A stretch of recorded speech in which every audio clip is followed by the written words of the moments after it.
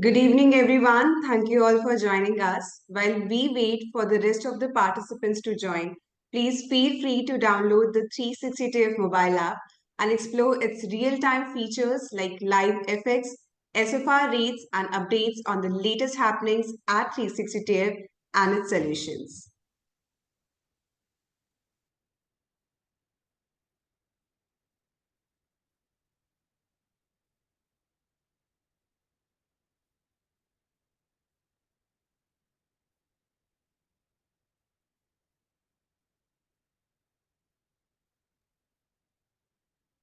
Good evening, ladies and gentlemen. I'm Akshata Purohit, and it is my pleasure to welcome you all to the 10th episode of the 360 Business Unplugged series.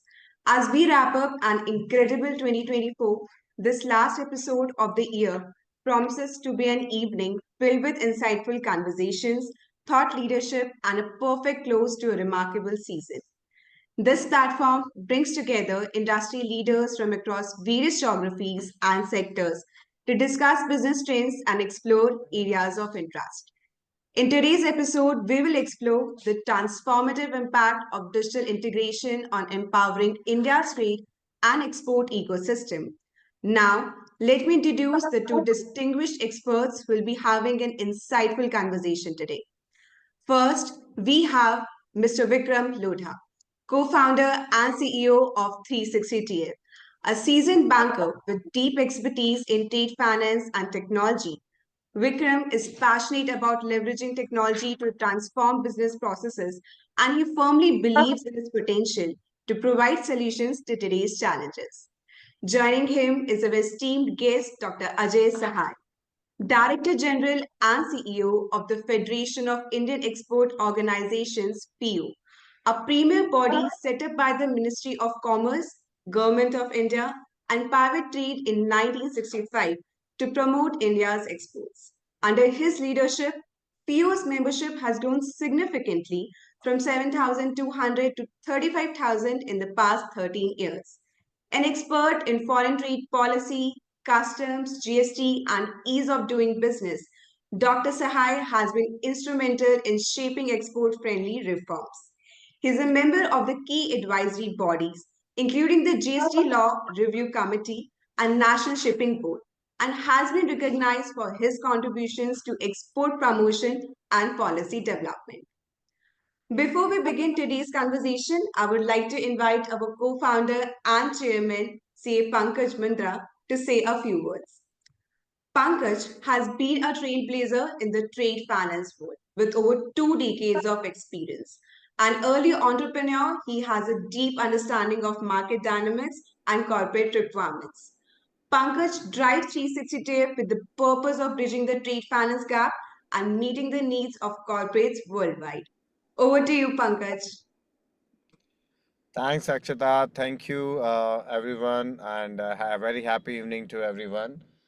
As we, get into a celebration mode of Christmas followed by New Year. So, wishing you everyone in advance happy Christmas and a happy New Year. Thank you, Dr. Ajay Sahai, to join us this evening. It has been pleasure to be associated with FIO under your leadership for more than 3 years now. And we have, as you know, we have done a lot of successful events across Pan India with help of your leadership and your team members, and we had a fantastic response so far.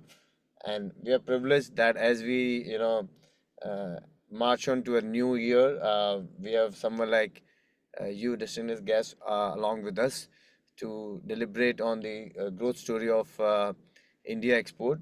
I'm happy to share that as we know that India export has all-time high, and being sitting in UAE, which is the second largest trade partner with India, for after US, we see a lot of traction in terms of the mode of payments, the trade instruments between India, UAE, and any other countries. Being present in UAE for last 20 years, and also being our CEO recently being moved to UAE to see that how we can collaborate and add more value to trade not only international, specific to India and UAE, which is a relationship which is at all time at high peak. We look forward to add value to all our guest audience.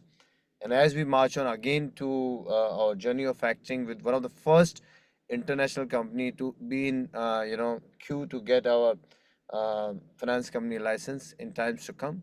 We're really excited to add value both for importer and exporter, whether under letter of credit or under open account. So with this note, I once again welcome Dr. Ajay and I hand over back to Akshita. Thank you once again. Thank you, Pankaj. I'm sure everyone is eager to hear their thoughts and insights. So over to you, Vikram and Dr. Sahai. Thank you, Akshita. Thank you, Pankaj. Dr. Sahai. As I address you, Sahai Saab, for last, 10, 12 years now, Sahai Saab. 2012, the first time we met and we hosted you, Nihar Saab was instrumental at that time, right, to bring us together. It's been a while. So thanks for accepting our invite and being part of this Business Unplugged session. As Pankaj was mentioning, we are really delighted to have you and under your leadership, the engagement that we've been running with FIO for the last few years. And to all our audience, I can share this. One person who is extremely approachable has been working tirelessly for the policy promotion on behalf of the Indian exporters. I have seen Dr. Sahai at the forefront of it. And, at one point in time, I used to think, many a times I would say, nowadays I get to see that feeling. He's the most informed person when it comes to be it on the policy side or even the banking side. What's happening new? Where are the areas where exporters are getting stuck? Which are the areas which need immediate attention? So all I can say, as someone who is working collaboratively to promote Indian export and support Indian exporters from a financing perspective, we have a wonderful leader in you, and really happy to be working with you on various fronts. So, Dr. Sai, as we kick off, maybe a few words from your side before we start this session, and then we Thank you, kickstart. Vikram. In fact, people have introduced me very generously, but I think my idea is that probably all the organizations who are working in the field of export, whether they are government as statutory body or the private player, they have an extremely important role to play. Though we are not an export-centric economy, but export is set to play an extremely important role in India, and that's why the Prime Minister has said that if India has to transit from a developing to a developed economy, exports holds the key. The good thing is that probably the ecosystem which is being developed for exports is extremely encouraging, and I'm pretty sure that we will be able to attract not only the new entrepreneurs in the field of exports, but also a lot of the startups are expected to join the exports, and the kind of global scenario which is emerging probably with the coming of Mr. Trump. A lot of uncertainty will be in the world, but that may to the advantage of India. So we are extremely excited and we look towards the new year very positively. So I can echo this wholeheartedly.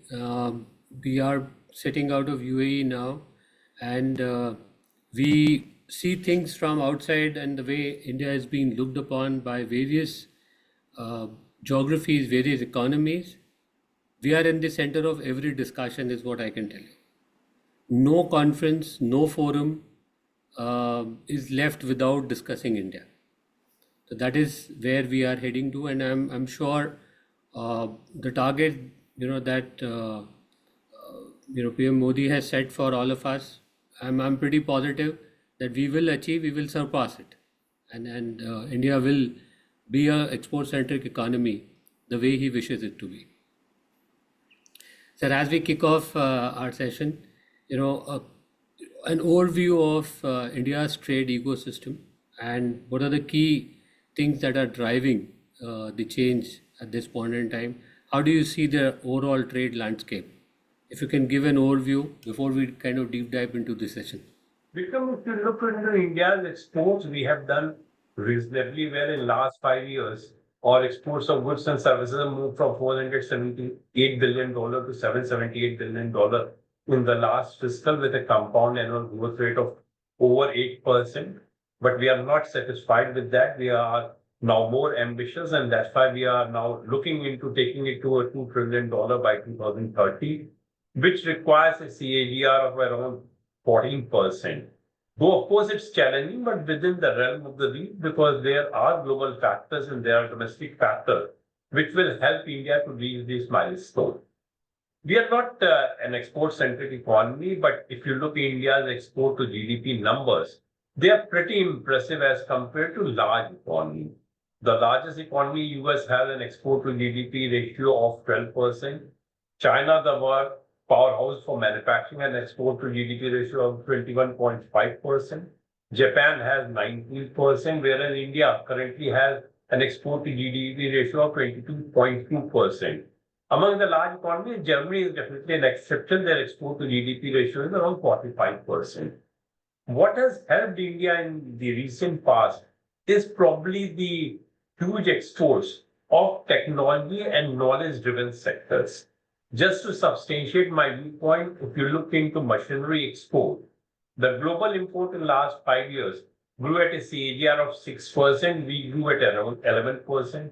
In electronic sector, global import grew at 7%. In the last 5 years, we grew at 25%. In automobile and auto component sector, where global import is growing at around 7%, we are growing at 10%. Medical and diagnostic equipment, global import is rising by 3%. We are growing at around 11%. And probably these are the sectors where global demand is sizable. In fact, if you look into electrical, electronic, machinery, and automobile and auto component, put together, they contribute to roughly 35% of the global import with a whopping size of over $7 trillion. Though we are growing, but if you're looking into India's overall share in these segments, it is less than 1%. My overall share in exports is around 1.85% now. So we have much more to achieve now. The good thing is that even the production linked incentive is covering all these segments of exports. That's why we are very confident that though $2 trillion looks quite an ambitious, but we will be able to achieve that. Wonderful, sir. These numbers, in the larger scheme of things, we at times miss out on the finer points. When you talk about export to GDP ratio, it is really heartening and encouraging. The way economy has been doing, and we are ahead of some of the big boys out there, be it US, China, or Japan, for that matter. So and considering our size of economy is no less, right? It's a fairly large GDP that we are talking about, and if we are ahead of some of the key players, it's really encouraging to see. But having said that, you touched upon the 2 trillion exports by 2030. As per you, what are the key levers or critical steps that one has to keep in mind while we are working towards it, and so that we don't miss out on the overall number, so to say? For that to happen, probably we require a very enabling and supportive ecosystem. An ecosystem which addresses some of the cost disability factors of Indian economy and Indian exports. I think to start with, we have to look into the flow of credit and cost of credit, because that's extremely important. It has become all the more relevant because with the inflation rising, with the freight rate going haywire, the demand for the credit has gone up. And since the global liquidity is still not there, borrowers are asking for a longer period of credit. Earlier, if the payment was coming between 30 to 60 days, now that has elongated to 120 to 150 days. So we require more credit, and that too for a longer period.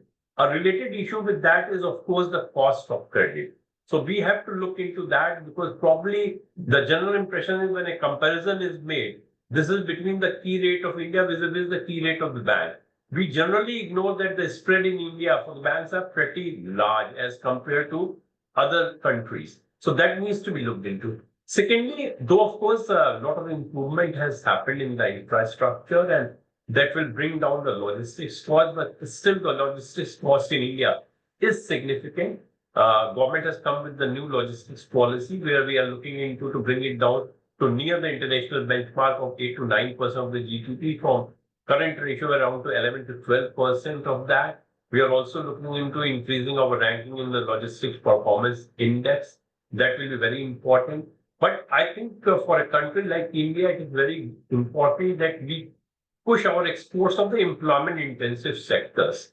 I have no doubt that we will be reaching the $2 trillion of exports. But if in that we push an employment intensive sector well, we will be creating a lot more jobs as compared to the jobs which we will be creating in knowledge or technology driven sectors of export. So for that, I think the focus has to come on the skilling. And here the industry has a very important role. Probably the skilling is being imparted, but the skilling which is required by the industry is probably not being given. And the onus lies on the industry. Industry has to come forward, tell the government that this kind of skilling is required. And I'm pretty sure the government has the resources to support that. The need is not just for the skilling, it is more for the reskilling and upskilling also. Because the kind of technology which is coming, the kind of changes which are happening, probably we require more focus on that. And last issue, I think, which needs to be looked into both from the perspective of the entrepreneurs as well as the government is the focus on R&D and innovation. If we want to be in the field of export for long, probably we have to invest a lot in R&D. You look into India's R&D spending, it is one of the lowest as compared to a competing country. We are not spending even 1% of the GDP on R&D, and most of our competing countries are spending 3% or more, and some of them like South Korea, they are around 4.5, Israel over 5%. R&D globally has been incentivized also. If you look into most of the OECD countries, they have either given the tax deduction or the tax exemption. In India, we used to have 200% tax deduction on R&D. It has been gradually brought to 100%. That means today it's as good as a business expenses. So we request the government to look into providing tax deduction because R&D is a high gestation activity with a lot of uncertainty and it needs to be incentivized. So if we are plugging all these disability factors, probably we are drawing a roadmap where we not only will be achieving $2 trillion, but more importantly, help the country to become a developed economy by 2047 or before. So, fantastic insights, Sai Sahab. This is very, very critical. The entire thought process on the logistics and the cost element that you brought up. While we have done well as a country, I agree with you, but there is still ground to be covered in terms of matching the cost elements of the global standards. And yes, R&D remains a key aspect when we want to, I would say, show our prowess on the product side, because we've seen the product-led companies have done well globally, and now is the time that India has a few global products as well. Why can't we have a Apple iPhone of our own, kind of a thing. Now, having said this, and these are more internal looking aspects when we look at this, I just wanted to touch upon how important are the aspects like leveraging on the trade agreements, be it SEPA or engaging with the other economies on having bilateral trade agreements to enhance the export from India. What's your view on this? No, in fact, free trade agreements are extremely important, particularly at a time when the multilateral institutions like WTO are defunct, or you can say they are not functioning at all. At the same time, I think we have to look into that the negotiation for FTA to the government comes from the elbow room which the industries provide. So probably industry need to be a little more proactive to allow the government to go for the FTA. The good thing is that this government has gone for a complete revising of its strategies on the FTA. If you look into the past, we have done FTA with ASEAN countries, South Korea, Japan, which were very strong in manufacturing. With the result, we have seen that import growth from these countries always outpaced the export growth, and that was one of the criticisms of the FTA. So what this government has done, that this government has revisited the strategy. They are now focusing on complementary economies who are our major export market also. We have formed up with Australia and UAE recently. If you look into the kind of concession which we have given is basically on the raw material or intermediate, so that's not a much threat to the domestic industry. And we have got most of the market access on the value-added products of export. So it is now helping both my manufacturing sector as well as the export sector also. And if you look into the performance of these FTAs, we have done very successfully in all these FTA countries. Just to highlight, in 2023-24, India export took a dip of 3%, but my export to UAE has gone up by 12.7%, to Australia by around 14%.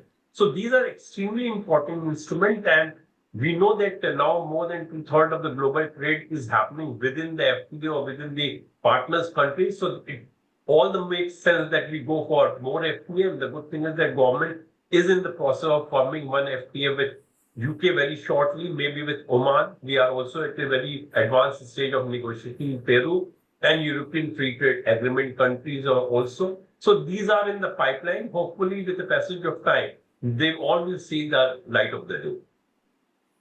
Very important point you made. Two-thirds of exports are happening with FTA partners, which is, a focused, strategized approach. Excellent. This is again something very interesting and is in line with the efforts being made by institutions like FIO and yes, government policy framework as well. Now, alongside this, there has been a lot of multiple initiatives that we see are taken by government with respect to promoting export, be it the e-commerce export hub policy or one district, one product, or remission of duties and taxes framework. What is your take on this, sir? How do you read these policies and the effectiveness of these policies? These all instruments are extremely relevant for export sector. I personally feel that e-commerce is an area which is ideally suited to a country like India because we have exquisite craftsmen, artisans, women entrepreneurs, small businesses who have the best of the product and services, but they lack financial and marketing wherewithal to go for conventional mode of export. And that's why the government is pushing the e-commerce. In fact, we are looking into taking our e-commerce export, which is presently less than $10 billion to over $250 billion by 2030. Government has provided a lot of facilitation for that, and e-commerce export hub is one of the schemes. The good thing is that they have given now permission to 4 players to operate that. 2 are coming in Delhi, and 1 is coming in Bangalore, and 1 is coming in Bombay. Probably the lesson which will be learned from the operation of these 4 e-commerce export hub will help us to further fine-tune the scheme so that we can scale up and spread across the country, length and breadth of the country, because we have a small exporter everywhere. So when the scheme of the district as export hub is concerned, is very important because probably that scheme is helping us not only to identify the export product in every district, but also look into the entire supply chain of that product. So a lot of infrastructure inefficiency or whatever infrastructure deficiency happens at the district level, we have been able to plug. All these districts have now their own district export strategy. They have their own district export promotion committee, and this is being looked into. ROTEP is also an excellent initiative because that provides the complete zero rating of India's export. You know that the WTO permits the complete refund of the indirect taxes. Import duty refund is happening through drawback or advanced licensing scheme. GST refund goes to the ITC or IGST. But we have still a lot of products and services which have not been brought within the ambit of GST. There are some state taxes and municipal taxes which are not part of the GST. Then there are embedded incidents of the taxes also, where on the raw material on the GST, you have the GST, but on the end product, there is no GST. So you bear the burden of GST in the final product. So ROTEP is addressing all those issues. And I personally feel though there have been some cases of countervailability against ROTEP scheme, but industry is now providing the data to defend that. And this scheme is there to stay for a long time to come. Interesting. Any other initiative that is under discussion, on One of cards the you good want to talk initiatives about? that the government has taken is with regard to the SCOMET product. That means dual use product which can be used for civilian use and they can be used for defense use also, because Correct. there is enormous opportunity for that. And that's why now we are very carefully treading the field because there are international obligations in export of those products. We are sensitizing the industry because a lot of industry are there who are providing these kinds of products to them. So government is looking at sensitization of that, and the DPFT in particular is looking into bringing some conclave in India with regard to promoting the SCOMET product, because these product has also a huge scope. The other is the initiative which has been taken by Defense Ministry with regard to defense exports, and so far the defense export numbers are very encouraging. We are of the view Yes. that once the offset policy complete rolls out, there will be huge opportunity which will come in the way of the SMEs also. So all these initiatives which have been taken probably is drawing a roadmap so that we achieve our target, whatever has been picked by the government.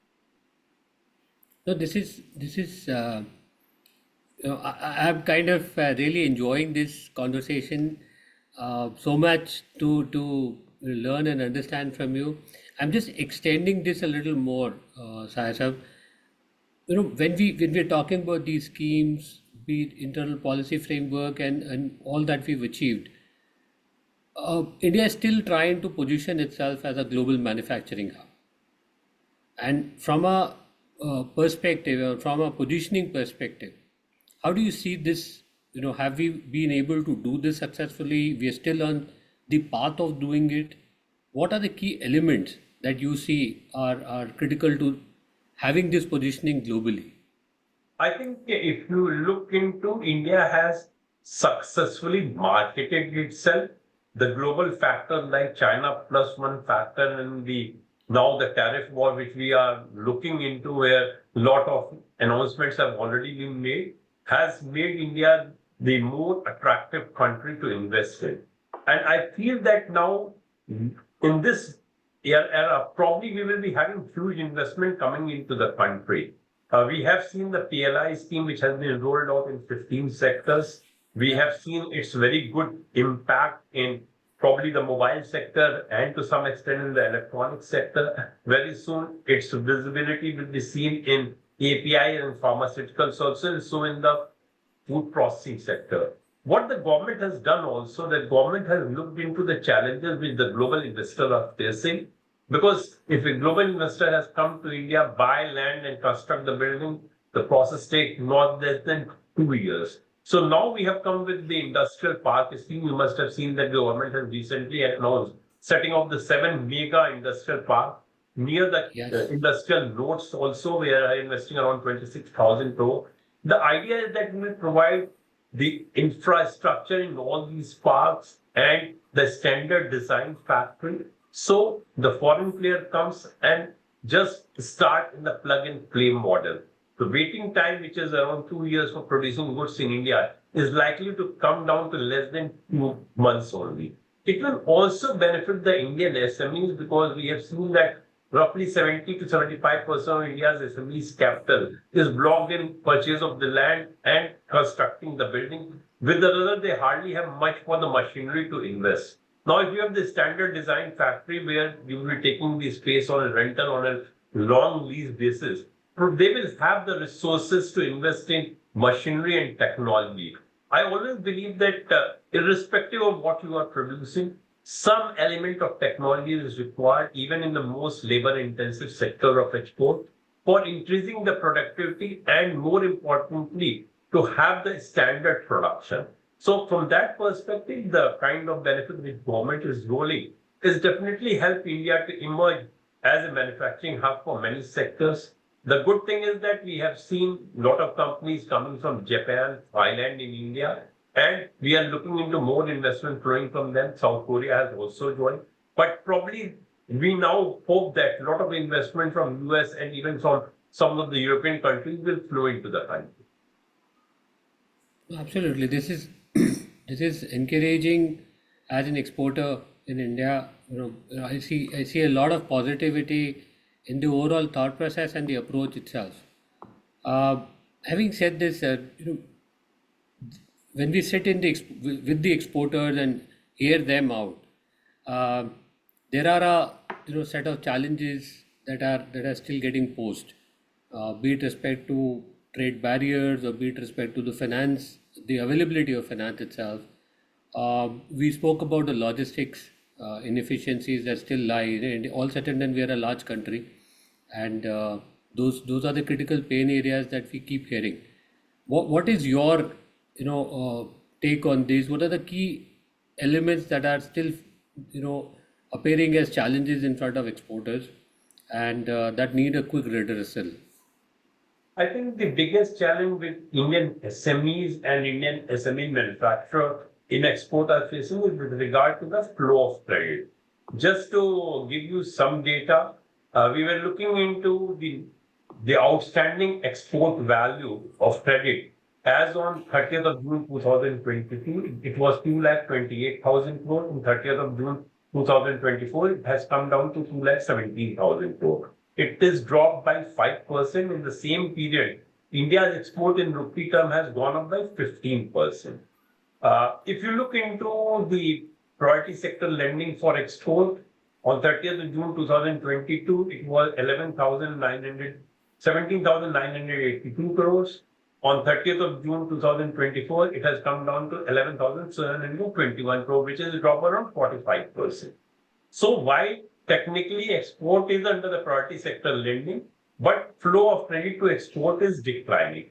And in fact, if you look into the GDP number for the second quarter, and one of the factors why GDP number came down was the fact that there has not been so much credit growth, which could have propelled 8% plus GDP growth. So that's the critical challenge. That's why, as an organization, we are saying that within the priority sector lending also, you have a sub-target of 2.5% exclusively for export. For Though export. you have kept the export under the PSL, but if somebody is, let us say, lending it to the agriculture or lending it to the education, they are meeting the target. So once you have a specific sub-target for the export sector, it will help in increasing the flow of credit. But at the same time, government is also looking into expanding the equity base of ECGC as well as the Exim Bank so that they can also lend also.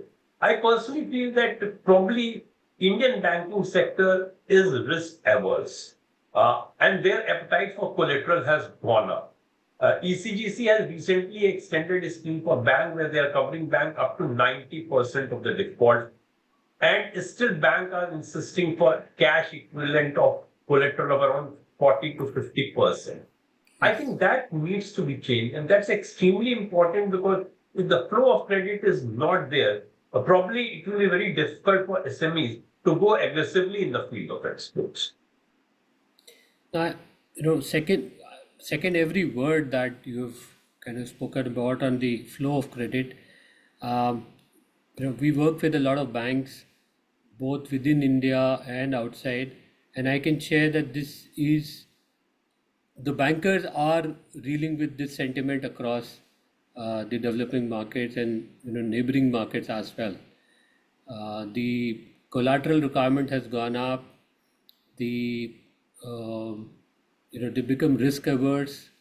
Getting new accounts or going after newer accounts or SMEs for that matter is not the priority for the banks anymore.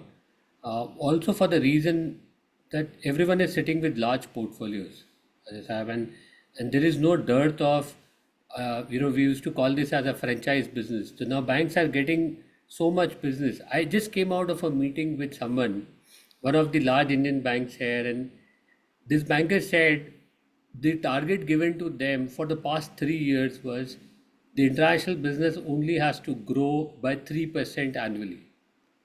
And Vikram, by default, we've been growing without any effort, we've been growing at 13 to 14%. So I don't know what is going to happen to me next year budget, what I'm going to get. Most likely it'll be a degrow that I'll be asked to do. So that is the sentiment with which banks are dealing with. Having said that, I see emergence of a whole host of new line of lenders who are coming in this arena, and likes of 360TF as well, where we are getting into the framework of factoring through Gift City entity, and we're trying to help exporters with that framework, wherein we take exposure on the buyer sitting out of the buyer's country and are able to lend to the Indian exporters without the collateral. Yes, we are expensive than the Indian banking system per se, but the flow of liquidity or the flow of capital is something that we eased out significantly. So that's something that I see as a trend shift as well. And over the years, you will see emergence of more and more factoring companies or export lending companies supporting Indian exporters is something that we see is going to grow up.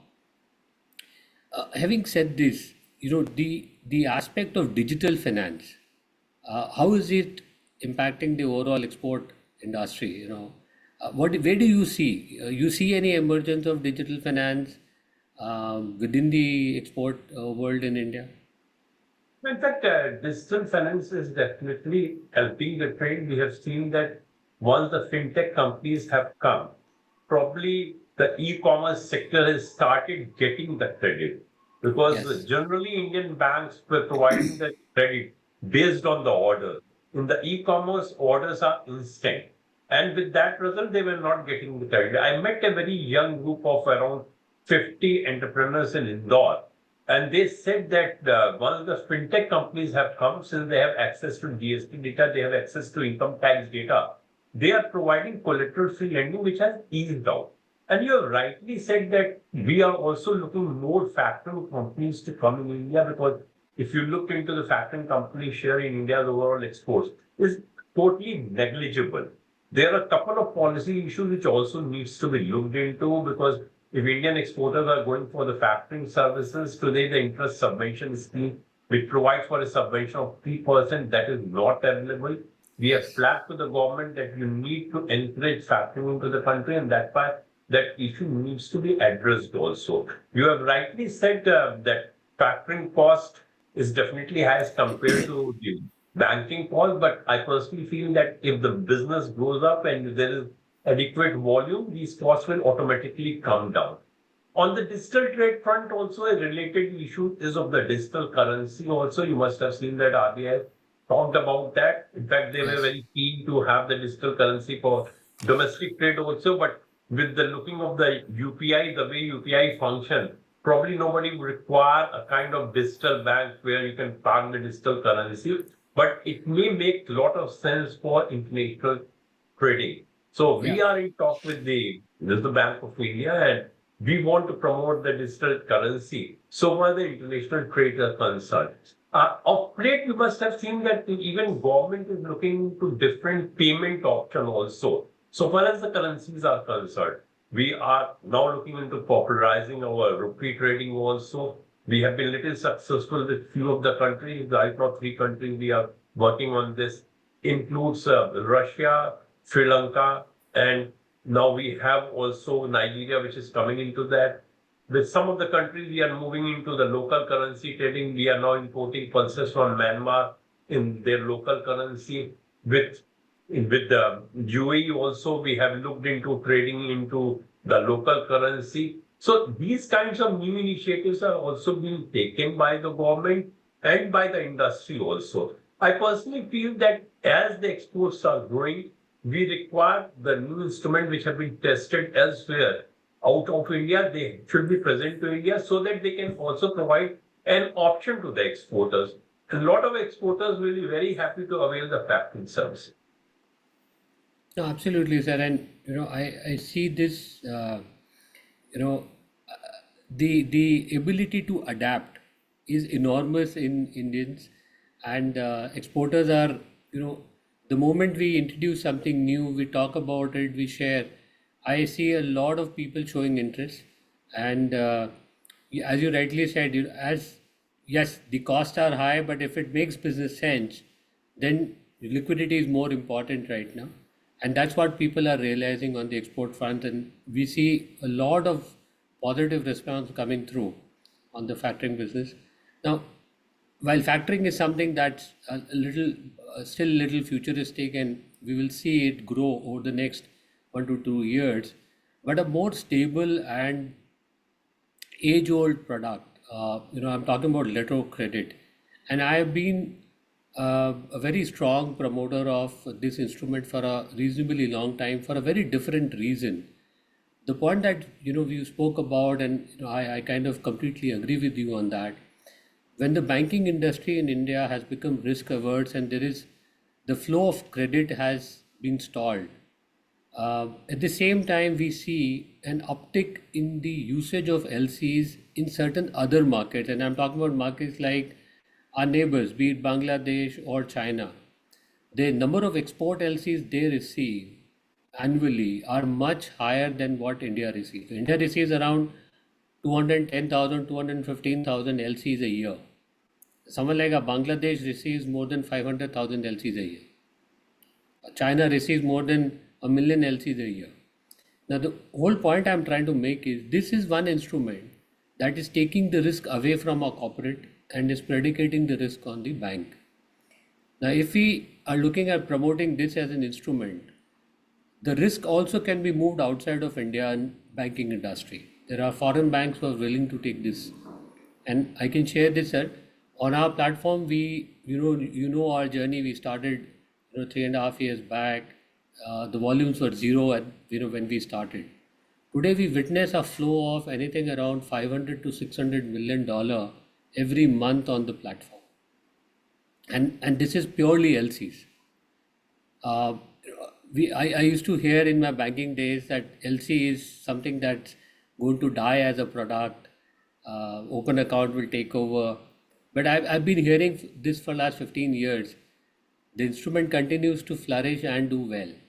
Yes. What is your take on this? And how do we encourage the usage of LC specifically amongst the SME industry?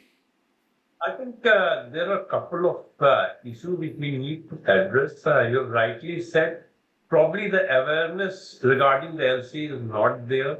Most of the Indian exporters, they prefer either advance or they want to export under the open account, taking the risk. Probably we need to have some kind of awareness campaign or education so that we popularize the use of LC.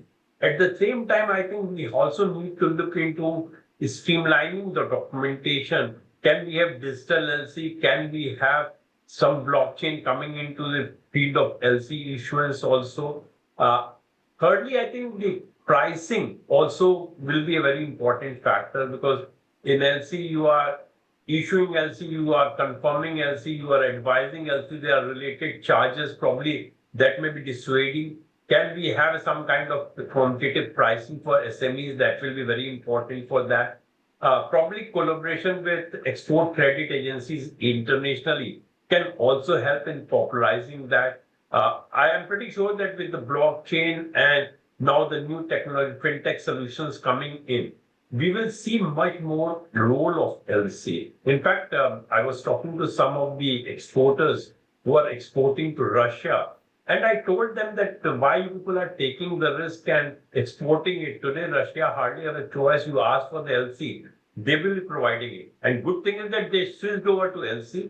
The advantage was that once they switch over to the LC, they have the appetite for go for a very large value of shipment, which they Right. were earlier not doing it. So definitely there is a huge advantage for the LC, but probably we need to educate exporters, particularly the SMEs, and look into what can be done to bring down the cost for the SMEs exporters with respect to LC. I'm with you. I'm with you on the education part, sir, and I, uh, completely agree on that side. There is a school of thought with which people operate that LC is difficult to operate with, or it is cumbersome from a process side.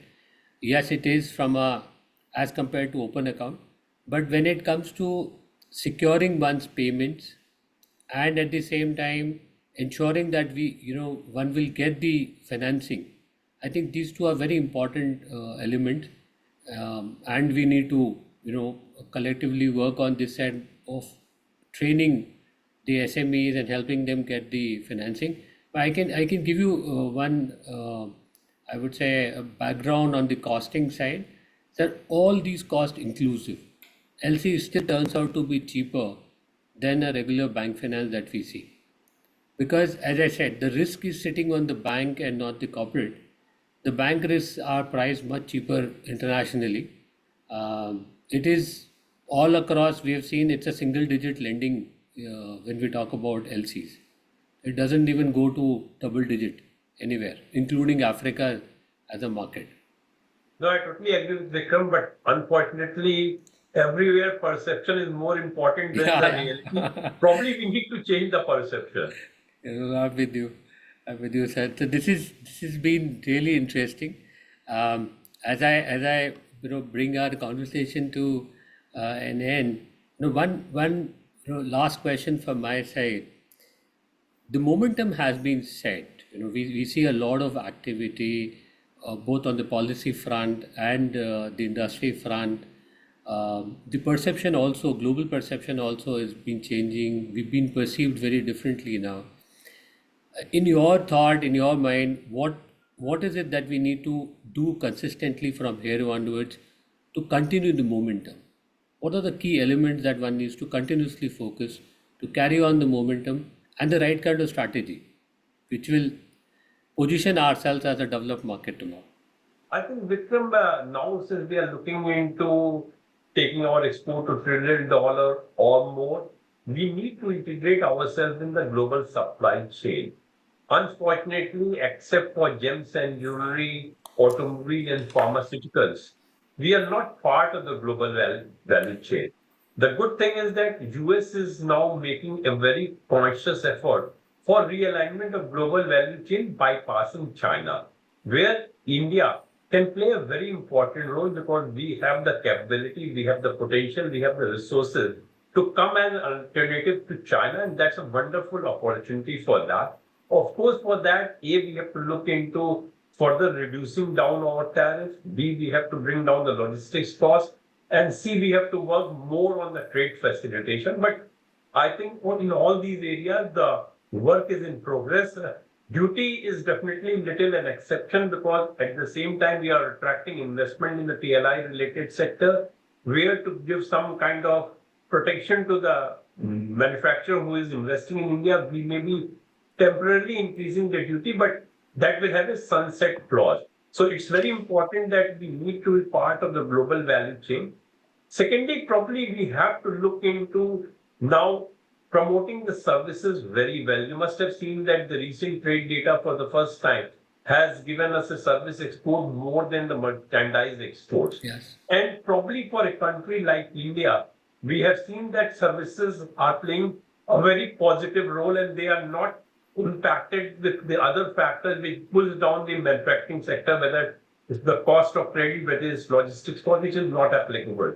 But I think as a long-term roadmap, my export strategy should be A, to promote both goods and services, and B, in promoting the manufacturing sector, we have to give equal weightage to the sunrise sectors of exports and labor-intensive sectors of export. Why sunrise sectors of exports are very important so that we go for quantum jump in our exports. If we are looking into the value addition, if we are looking into creating jobs into the country, probably the employment intensive sectors, apparel, leather, footwear, gems and jewelry, handicraft, agro and processed food sector will play a pivotal role in India. Thank you, sir. This is really encouraging and valuable insights, and I'm, thankful to you for taking out time and being with us. Wonderful interacting with you. Thank In you. a Thank short you. span of time, the areas that you covered um, really gives us a sneak peek into what's happening in the Indian export industry, what is in it for us as a next step, and it comes at a very, very opportune time when we are strategizing for the next year, 2025. Some of these inputs become very critical and important. And thanks once again for being with us. I hand over to Akshita. We have a few questions from our audience. We'll take that now, and let's hear it from her. Thank you, Vikram. Thank you to insightful speakers for sharing their expertise and wisdom with us. So we'll have few questions submitted up by our audience. Let's take them up. So one of the question is, apart from the traditional banking product available to MSME exporter for funding, what are the new emerging products in the market available right now? In fact, if you're looking into the market, in market you get the supplier's credit, you get the new factoring forfeiting instrument which is applicable to you. So some of the countries where India has extended, the Exim Bank has extended the line of credit. You have the line of credit also available to you. To a large extent, the payment also flows from from that line of credit, and to that extent, your risk also is mitigated. So new instruments are coming. I'm pretty sure the way India is integrating into the global economic arena, if any instrument is floated anywhere, within very short time, it will be available in India, and looking into the scale at which we are operating, these kinds of instruments will gain much market in India as compared to any other country. Thank you, sir. Next question is, what are the emerging trends in trade finance that MSMEs should be aware of to stay competitive? In fact, SMEs should look into both in reducing their risks for exports, and from that factor, the ECGC or the private insurance companies who are coming into the country, they are playing an extremely important role. In fact, ECGC has come with a scheme where they are extending credit to the bank also, and they have asked the bank that whatever credit is being thrown to them, all accounts will be treated as a double A account, and once the account is treated as double A account, that help the SMEs also to get the credit at a very competitive cost. So government is looking into the various instruments. Government is quite conscious of the fact that the flow of credit to SMEs is not increasing because of the collateral, and they are working on the collateral. I will not be surprised if in the union budget you see much work which will be done on the collateral. You must have seen in the last budget also they have said that instead of going for a credit assessment by a third party, banks has to evolve their own system for the credit assessment, because that itself will bring down the cost for the SMEs. Okay, thank you. One of our participants is asking, how can innovative trade finance solutions make it easier for Indian startups to enter the global market? In fact, since most of the new innovative products they come on a digital platform, you have a lot of advantage which accrues to you, because so far as the instruments are concerned, you can look into the bona fide of those instruments. These instruments can be also very effectively used also from that perspective. You have now these kind of blockchain which are operating there. So the sanctity of the entire system is also there. Okay, thank you. As we near or as we wrap up today's session, let's quickly have a look at the poll questions.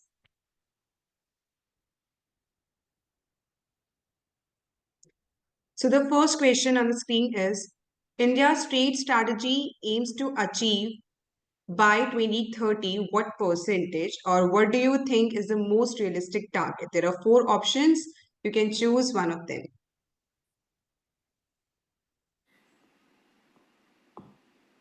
Unfortunately, the panelists cannot vote for Yes, it. it's for the audience that we have. So yes. The second question is, which platform is launched by Government of India to help in identifying and applying for approvals according to the business requirements? Four questions, four options we have. One can choose the one.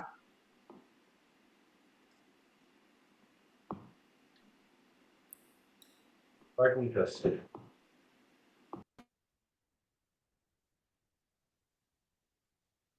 The third one is, what is the total FDI inflow to India over the past 5 years? Again, four options. Which scheme was launched under Atmanirbhar Bharat, a government initiative to boost domestic manufacturing and offer financial incentives based on production and export performance? Last but not the least, which position does India hold globally in exporting textiles and apparel?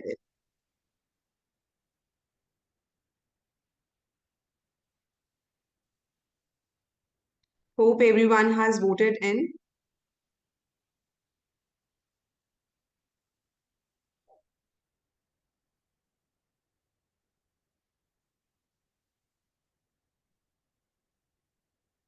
You can see the results on your screen in a while. Okay. Thank you everyone who joined us for this fireside chat. I'm sure that you enjoyed it and you learned from it. We appreciate your time. and wish you all a Merry Christmas and a Happy New Year. Stay tuned for more exciting episodes of Business Unplugged in 2025. Thank you, everyone. Thank you to our speakers as well. Thank you, Sai Thank Saab. you. Thank you, Thanks a sir. Thank lot. you. Thanks to the entire FIO team for being there Thank you, and Thank you, Mr. organizing this. Pankaj. Thank you, Akshita. Thank you, Mr. Sajjad, for helping me out. Thank you. Thank you.